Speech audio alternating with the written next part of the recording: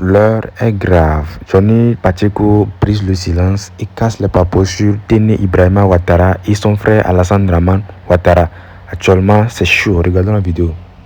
Un message pour le ministre de la Défense de la Côte d'Ivoire qui est M. Téné Ibrahima Ouattara. La famille, allumez la télé, on va aller en profondeur. Monsieur le ministre de la Défense de la Côte d'Ivoire, et encore, et monsieur le procureur de la Côte d'Ivoire qui est Ibrahima Koné, ce message, je m'adresse directement à vous avec une cause. Qu'est-ce que je vais dire ce soir aux Ivoiriens et Ivoiriennes et aussi au gouvernement de la Côte d'Ivoire? Là où nous sommes arrivés là, avec l'insécurité qui est dans les pays voisins à côté de la Côte d'Ivoire, je me préoccupe beaucoup pour mon pays. Donc dès maintenant, moi je n'attends pas que les choses arrivent avant de parler. Je parle. Dès maintenant, je vais lancer un message et je vais conseiller aussi mes frères ivoiriens et ivoiriennes d'écouter cette vidéo jusqu'à la fin.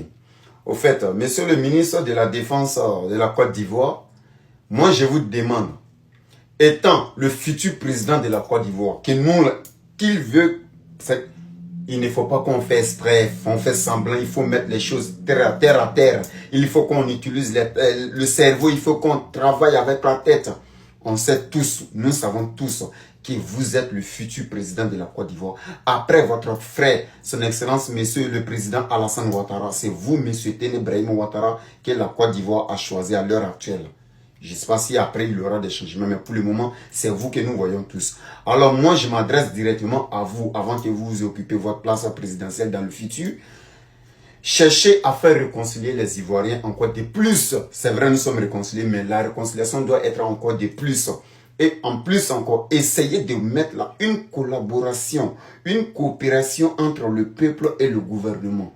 Et cette collaboration va servir à quoi? Va servir à plus donner des infos aux autorités, à avoir confiance à les autorités de la Côte d'Ivoire. Si je dis ça, c'est pas par hasard. Moi, j'ai l'habitude de dire quelque chose. On prend l'histoire des cadavres pour conseiller les vivants. Moi, je prends toujours l'histoire des pays déjà qui sont victimes de certaines choses, que la population s'est tue dessus. Mais moi, en Côte d'Ivoire, je veux que les populations communiquent avec le gouvernement. Cette histoire, c'est quoi? Et regardons aujourd'hui, si on voit dans un pays voisin, dans un pays normal, comment est-ce que des personnes peuvent prendre des motos de plus de 500 km, traverser plus de 30 ans, des trentaines de villages, rentrer jusqu'à la capitale, faire des crimes, faire des dégâts et ressortir sans que quelqu'un n'ait le courage d'appeler les autorités. Il y a quelque chose qui ne marche pas entre le peuple et le gouvernement. La communication est muette. Et moi, je préfère que pour la Côte d'Ivoire ne soit pas ainsi. Alors, pour ne pas que pour la Côte d'Ivoire soit ainsi, c'est vrai, nous avons un numéro vert que les gens peuvent appeler dessus en Côte d'Ivoire lorsqu'il y a un problème, s'ils veulent dénoncer quelque chose. Mais est-ce que vous savez que le monde d'aujourd'hui en Côte d'Ivoire, le jour d'aujourd'hui, les gens préfèrent se confier aux vidéomans que d'appeler les autorités sur 101. Pourquoi? Parce que lorsque les gens appellent les numéros verts, les 101, il y a des questions. Parce qu'en Afrique, on sait, tu vas appeler, tu vas témoigner, ça ne veut pas dire que directement les autorités vont venir. Il y aura des enquêtes, des questions. Ah, pourtant, il y a des gens, les Africains, il y a d'autres qui ont peur de communiquer avec les autorités. Je le dis parce que moi, personnellement, il y a des gens qui sont venus avec des sujets vers moi. Je les ai dirigés directement vers le gouvernement, vers les policiers. Ils ont toujours refusé de communiquer. Oh, c'est des témoignages très graves pour le pays. Très graves pour le pays. Mais dès que je l'ai dit au téléphone, bon, je vais te donner le numéro de quelqu'un, appelle, il faut lui donner telle information. Oh non, non, non, non, j'ai des enfants, j'ai ma famille. Mais pourquoi cette peur est venue aux Ivoiriens? Parce qu'on voit le jour d'aujourd'hui, même ceux qui font des communications sur les réseaux se font arrêter un peu beaucoup plus. Et encore, la condamnation de quelqu'un qui a fait des dégâts ou qui a fait de la xénophobie sur les réseaux ne doit pas être condamné plus de 2 ans. C'est trop, c'est énorme. Surtout 10 ans comme l'arrestation de Rougeau, ça tue quelque chose au peuple. C'est vrai que nous avons les services de renseignement très efficaces en Côte d'Ivoire qui est informé sur tout. Même un simple commentaire, on peut te localiser, c'est vrai. Mais quel que soit service de renseignement est doublé comment, est vigilant comment. Si un grand problème rentre dans le pays, service de renseignement peut plus le faire sans l'accord, sans la coopération avec le peuple. Alors moi, je veux que la population puisse coopérer avec les autorités. Si la population se confie à nous, que nous aussi on parle, ou on se confie à vous, on vous envoie les problèmes et on vous explique les problèmes. Si quelqu'un arrive à dérayer un jeu qui se fait arrêter, au moins les condamnations Je ne dirais pas qu'on doit changer la loi, on doit donner la liberté aux vidéomans. Non, nous les vidéomans, quand on a trop la liberté aussi, on parle en désordre. Oui, mais essayez de modérer pour que les communicateurs aussi puissent aussi mieux s'exprimer sur des problèmes. Pas uniquement ceux qui parlent en faveur du pouvoir. Si les vidéomans doivent parler uniquement en faveur du pouvoir, je vous jure que la communication ne sera jamais neutre. Mais lorsqu'il y a un problème, on critique un peu, on dit la vérité, puis on passe au sujet. Je ne dis pas ceux qui sont là uniquement accuser le pouvoir. Draman a fait ça, c'est comme aujourd'hui, je viens d'apprendre. Il y a une soeur qui m'a envoyé un message pour me dire qu'elle était au Mali tout dernièrement. Elle vient de quitter au Mali. On la traite même de tous les noms, des traites, des hypocrites, que les Ivoiriens sont des hypocrites, des traites. Elle se sentit mal. Elle m'a envoyé ce message. Elle dit, bon, ma chérie, je vais peut-être balancer la vidéo. Mais pourquoi tout cela est venu? Par des communicateurs aussi qui détestent le pouvoir. Oui, ces gens de cas, on peut comprendre. Mais nous qui parlons au nom du pays, moi, personnellement, j'aime le président, son excellence Alassane Ouattara. Mais ça ne m'empêche pas de dénoncer quelque chose qui ne va pas dans le pays si je sais que ce n'est pas bon pour le pays. L'exemple, comme les radios, les télés des Libanais qui étaient en Côte d'Ivoire, que nous avons tous dénoncés, ils ont été suspendus. C'est parce que si le gouvernement s'est penché sur ce côté pour suspendre, c'est que vraiment l'histoire était vraie, ce n'était pas normal. Donc, tous ces signes-là, ça doit montrer que nous ne sommes pas là uniquement pour parler au faveur du pouvoir. Nous sommes là pour le pays. Quand c'est comme ça, les gens nous font encore plus de confiance pour nous donner des idées et déclarer aussi des choses, dénoncer des choses qui sont anormales dans les pays. Exemple, le 4 août 2025, l'attaque a eu lieu au nord de la Côte d'Ivoire. C'est vrai, les autorités sont parties, mais les personnes, les témoins fiables sont venus vers moi directement. Il n'y a qu'une seule personne. Le monsieur, il a pris le courage en deux mains. Il a dénoncé et il a montré, il a donné tous les détails. J'ai fait la vidéo dessus ici. Et ils sont là arrêtés aussi. Après ça, ils ont arrêté 4 personnes. Grâce à nos témoignages. Tout ça, c'est pour vous dire que la population veut coopérer. Mais si on voit que les gens se font arrêter pour des vidéos banales comme le cas de Rougeau, ça fait renfermer les gens sur eux. Et si on se renferme sur nous, ce n'est pas bon pour le pays. Aujourd'hui, voilà des pays où la population a du mal à communiquer avec le gouvernement. Regardez bien, malgré l'Europe est beaucoup surveillée, ici, service de renseignement, ça travaille encore plus. Mais la population travaille avec les autorités ici. Je le dis pourquoi? Parce que là où moi-même je suis, là, ici en Europe, la nuit, à partir de certaines heures, prends moto, faites défiler, vent, aller, retour, 2 fois, 3 fois, 4e fois, tu vas voir la police. Quelqu'un a déjà appelé. Pourquoi? Parce que la population coupée. Dès qu'il y a quelque chose qui est suspendu, dès 2 ou 3 motos se regroupent ici, net, à partir de minuit, on appelle la police. C'est comme ça. Ça doit se passer chez nous aussi comme ça. Les gens doivent avoir confiance, doivent faire confiance aux autorités. Mais si les gens se font arrêter, on voit sur les réseaux, à cause d'une vidéo, à cause de certains gestes de la xénophobie, quelqu'un se fait condamner 10 ans de prison ferme. C'est trop fort. Ça fait renfermer la population sur eux. Alors que ce qui arrive, ce qui est en Afrique de l'Ouest, là, tout le monde sait. Donc il faut que nous essayons de mettre une coopération entre le peuple et le gouvernement. C'était moi mon conseil ce soir pour donner à monsieur le procureur de la Côte d'Ivoire et aussi au ministre de la Défense de la Côte d'Ivoire. Si vous penchez un peu sur le cas de Rougeau pour essayer de le gérer un peu, lui faire grâce présidentielle, le libérer peut-être après les 1 an de prison ferme, moi personnellement ça me fera plaisir. Et aussi les personnes qui ont été arrêtées avec lui. Pour qu'on puisse collaborer ensemble. Je pense que ça sera une très bonne chose. C'était juste mon avis ce soir. C'était encore moi général répliqué, garçon gros grand nom qui recule jamais face à un propos. Bon entendeur, salut la famille. Frères et sœurs, où va la Côte d'Ivoire? La Côte d'Ivoire aujourd'hui est devenue une dynastie. Le monsieur que vous voyez, il s'appelle Téné Birama Ouattara. Le petit frère, selon certains, le fils, selon d'autres, de monsieur Alassane Draman Ouattara. Aujourd'hui, ministre d'État, ministre de la Défense de son grand frère, ou bien de son père, ça dépend de ce que ça dépend de votre acceptation.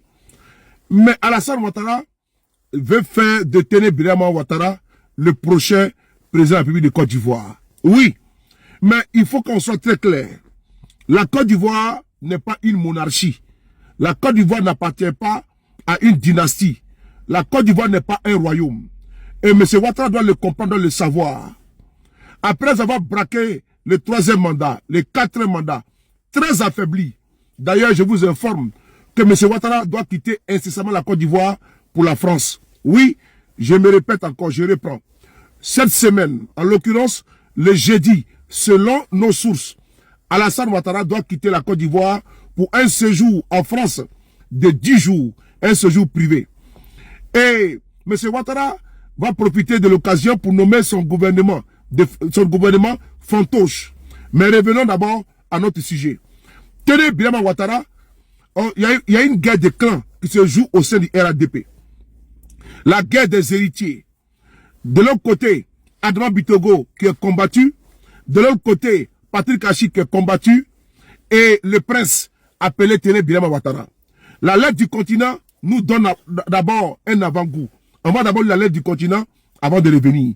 Mais ils veulent chasser Bitogo du perchoir et positionner Téné Birama pour qu'il devienne le prochain président de l'Assemblée nationale de Côte d'Ivoire afin de pouvoir changer plus tard la constitution pour que le Dauphinat revienne à Téné Birama Ouattara. Oui, Alassane Ouattara, qui est aujourd'hui très affaibli, va diminuer les pouvoirs du vice-président et va maintenir, comment dirais-je, Begré Mambé au premier ministère et va bombarder son petit frère comme président de l'Assemblée nationale de Côte d'Ivoire et changer la constitution pour que le jour que Alassane Ouattara meurt, son petit frère puisse prendre le pouvoir d'État. C'est dans ça que nous sommes. On va lire la lettre du continent. C'est très important. Côte d'Ivoire, Téné Birama Ouattara, favori pour prendre la tête de l'Assemblée nationale. Le frère cadet d'Alassane Ouattara devrait succéder fin janvier à Adama Bitogo, à la présidente de la Chambre basse. Une promotion qui s'inscrit dans le cadre de sa montée en puissance, étroitement parrainée par le président lui-même. Publié le 7 janvier 2026 à 17h47 GMT. Téné Birama Ouattara devrait bien prendre la tête de l'Assemblée nationale à la fin du mois de janvier, au moment de l'installation des nouveaux députés issus des élections législatives de décembre 2025. Celles-ci ont largement été remportées par la majorité présidentielle du Rassemblement des oufouettistes pour la démocratie et la paix, en abrégé RHDP. Comme révélé par Africa Intelligence, Alassane Ouattara réfléchit depuis un mois et demi à le nommer à cette fonction. Le chef de l'État a également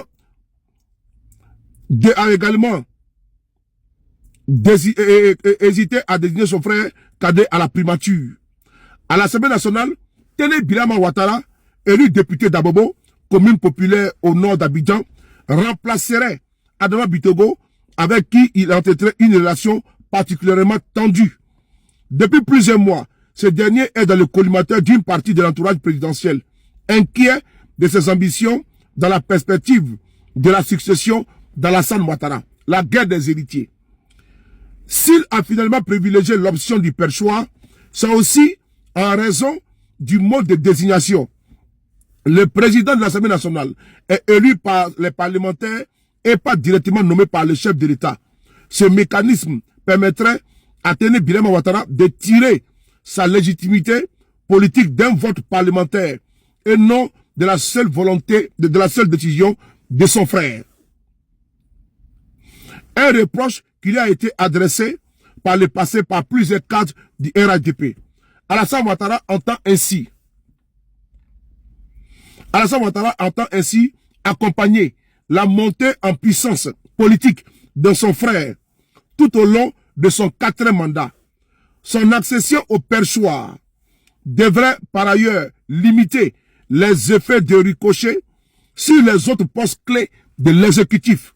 Le Premier ministre Robert Begré Mambé pourrait, dans ce cadre, être maintenu à la tête du gouvernement.